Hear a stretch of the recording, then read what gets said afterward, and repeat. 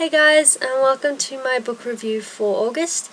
So I've decided from now on I'm only going to review the books I've actually finished, because I was getting a little annoyed talking about the same book in 2 videos in a row, because I'd finish one book and then get halfway through another one at the end of the month and talk about that and be like, oh, I'm halfway through. And then next month I would be like, okay, I've finished it, so I'm going to talk about it again. So I thought that was a bit silly, so I'm only going to talk about ones I've actually finished, which will probably mean only one book per video from now on, but oh well. So the book that I finished in August was Grey by E.L. James. So obviously this is 50 Shades of Grey from Christian's perspective. And I really enjoyed it because I'm obsessed with the entire series, so I knew I would enjoy this one as well. And a couple of my friends have bought this book too, and they haven't been able to get that into it. Like, they haven't gotten that far, and they just can't get into it because they know it's exactly the same story as the first book. They know what's going to happen. They know that everything is the same, and they're like, what's the point in reading it again, essentially.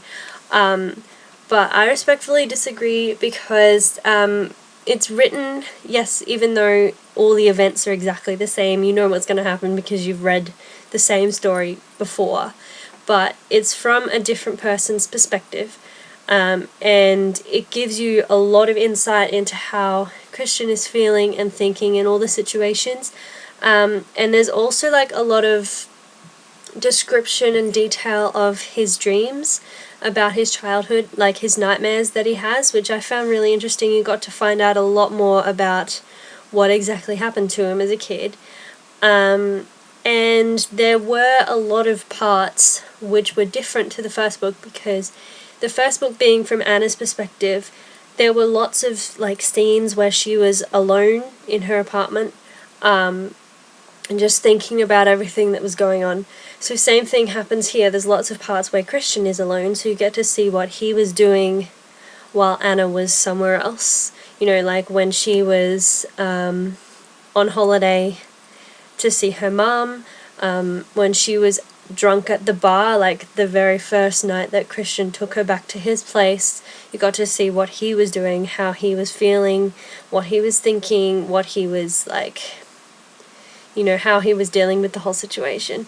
So I think it was really, really good. There were still aspects of not knowing exactly what was going to happen because it's, you know, from the thoughts of an entirely different person. And the tone was different as well, because like Anna's was more, I guess, more from an innocent, obviously feminine point of view, whereas Christian's was like you got to see him kind of change with the story. Like, you know, at the start he's very like set in his ways, and it's kind of just routine for him, but you get to see like the points where he starts to realize, you know, there's more to life than just what he wants to do, and maybe it is possible for him to have a proper like long-term, completely committed relationship, loving relationship with someone. So I thought that was really cool. You get to see how he changes with the story. And it was good because the ending of it went past the bit where Anna walks out on him. So that's like where it finishes in the first book, is Anna goes home and she cries.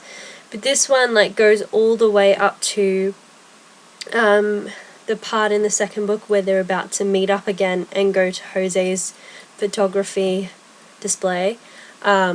So yeah, you get to see like what Christian did in the lead up to that, which was really cool. So that's about everything I'm going to say about this one. I could ramble on about it for a long time, but I won't do that. Yeah, so if you have read this and you've enjoyed it, or if you didn't, but please be polite if you didn't, just like state your opinions, don't abuse anyone, anything. Leave any opinions, thoughts down in the comments. I would be really interested to read them. And yeah, I look forward to seeing you again next month to talk about whatever I finish reading by the end of September.